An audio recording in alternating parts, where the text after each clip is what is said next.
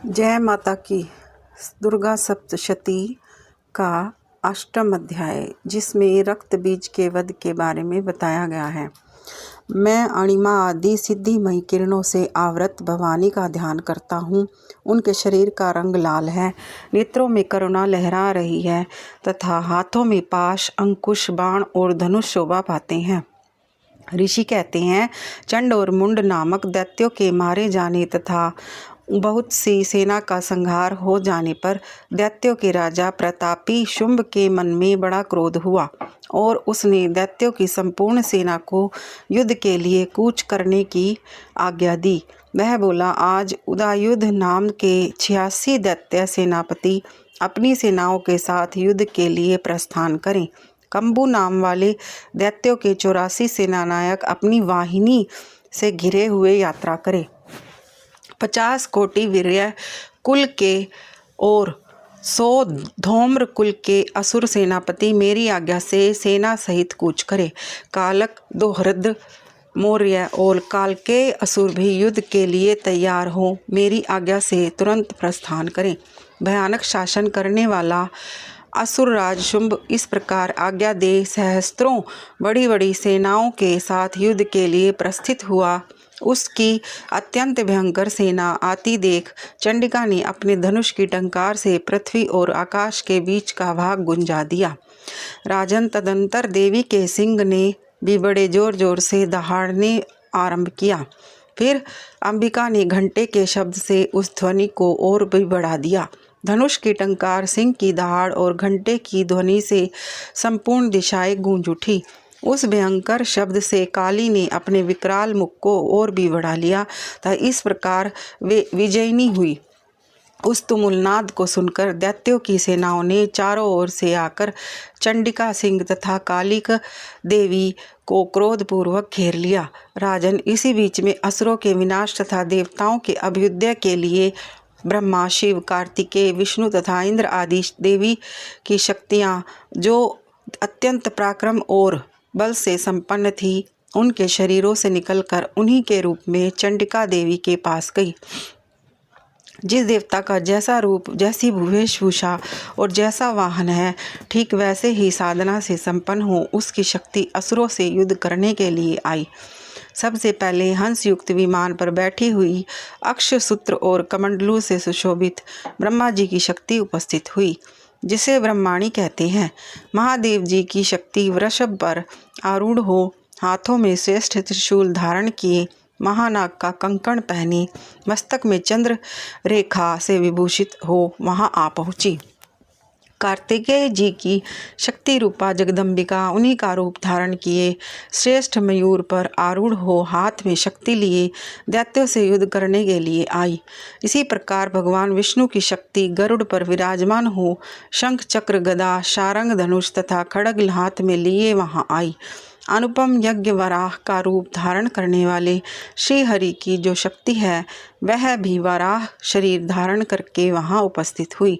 नारसिंह की शक्ति भी नरसिंह के समान शरीर धारण करके वहां आई। उसकी गर्दन के बालों के झटके से आकाश के तारे बिखरे पड़ते थे। इसी प्रकार इंद्र की शक्ति वज्र हाथ में लिए गजराज ऐरावत पर बैठकर आई। उसके भी सहस्त्र नेत्र थे। इंद्र का जैसा रूप है वैसा ही उसका भी था। तदंतर उन देव शक्तियों से घिरे हुए महादेव जी ने चंडिका से कहा, मेरी प्रसन्नता के लिए तुम शीघ्र ही इन असुरों का संहार करो। तब देवी के शरीर से अत्यंत भयानक और परम उग्र चंडिका शक्ति प्रकट हुई, जो सैकड़ों गिदड़ियों की भांति आवाज करने वाली थी। उस अपराजिता देवी ने धूमिल जटा वाले महादेव जी से कहा, भगवान, आप शुंभ निशुंभ के पास दूत बनकर जाइए और उन अत्यंत गर्वीले दानव शुंभ एवं निशुंभ दोनों से कहिए, साथ ही उनके अतिरिक्त भी जो दानव युद्ध के लिए वहां उपस्थित हों, उनको भी यह संदेश दीजिए, दैत्यों, यदि तुम जीवित रहना चाहते हो तो पाताल को लौट जाओ। इंद्र को त्रिलोकी का राज्य मिल जाए और देवता यज्ञ भाग का उपभोग करे। यदि बल के घमंड में आकर तुम युद्ध की अभिलाषा रखते हो तो आओ, मेरी शिवाएं तुम्हारे कच्चे मांस से तृप्त हों। चूँकि उस देवी ने भगवान शिव को दूत के कार्य में नियुक्त किया था, इसलिए वह शिवदूती के नाम से संसार में विख्यात हुई। वे महादैत्य भी भगवान शिव के मुंह से देवी के वचन सुनकर क्रोध में भर गए और जहाँ कात्यायनी विराजमान थी उस ओर बढ़े। तदंतर वे दैत्य अमर्ष में भरकर पहले ही देवी के ऊपर बाण शक्ति और रिष्टि आदि अस्त्रों की वृष्टि करने लगे।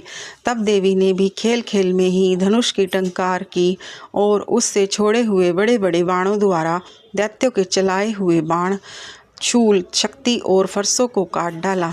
फिर काली उनके आगे होकर शत्रुओं को शूल के प्रहार से विदीर्ण करने लगी और खटवांग से उनका कचूमर निकालती हुई रणभूमि में विचरने लगी।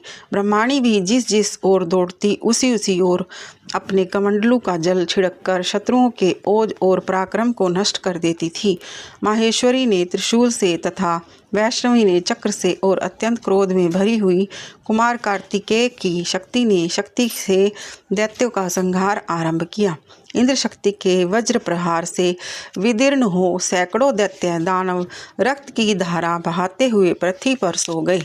वाराही शक्ति ने कितनों को अपनी थुथुन की मार से नष्ट किया, दाढ़ों के अग्रभाग से कितनों की छाती बेट डाली तथा कितने ही दैत्य उसके चक्र की चोट से विदीर्ण होकर गिर पड़े।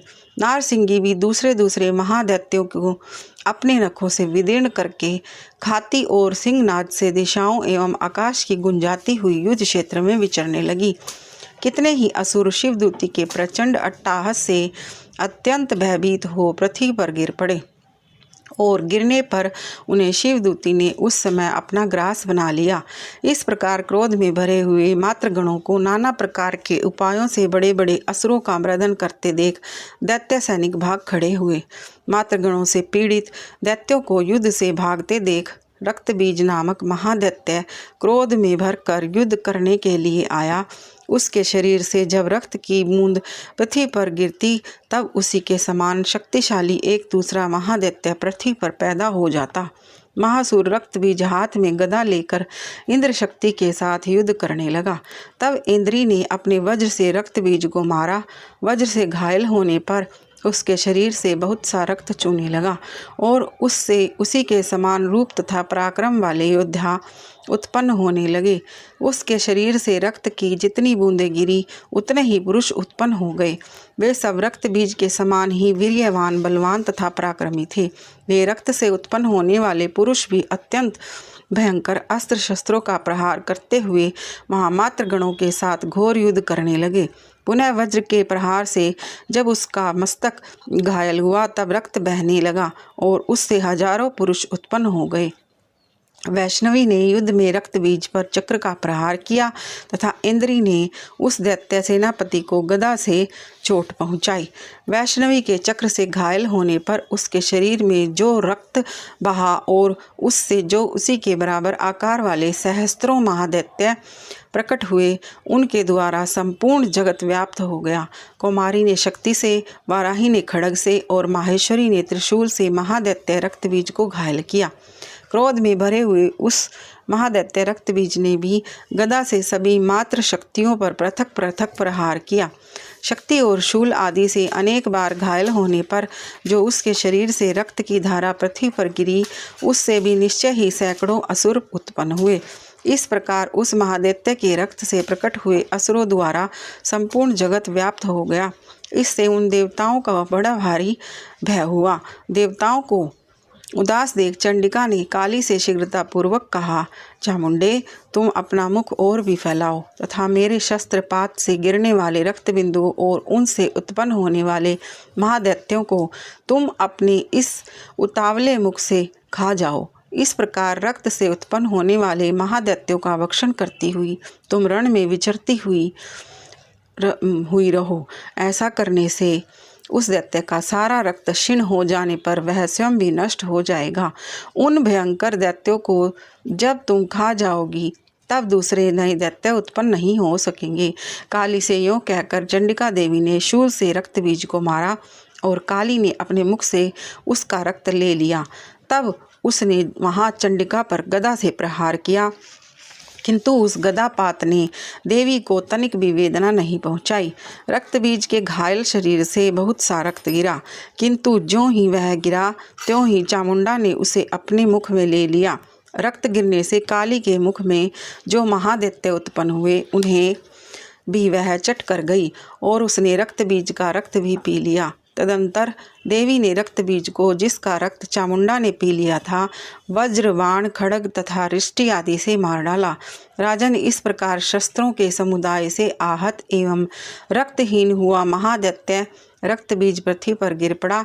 नरेश्वर, इससे देवताओं को अनुपम हर्ष की प्राप्ति हुई और मातृगण उन असुरों के रक्तपान के मद से उद्धत सा होकर नृत्य करने लगा। इस प्रकार मार्कंडेय पुराण में सावर्णिक मनवंतर की कथा के अंतर्गत देवी महात्म्य में रक्त बीज वध नामक 8वां अध्याय पूरा हुआ। जय माता की।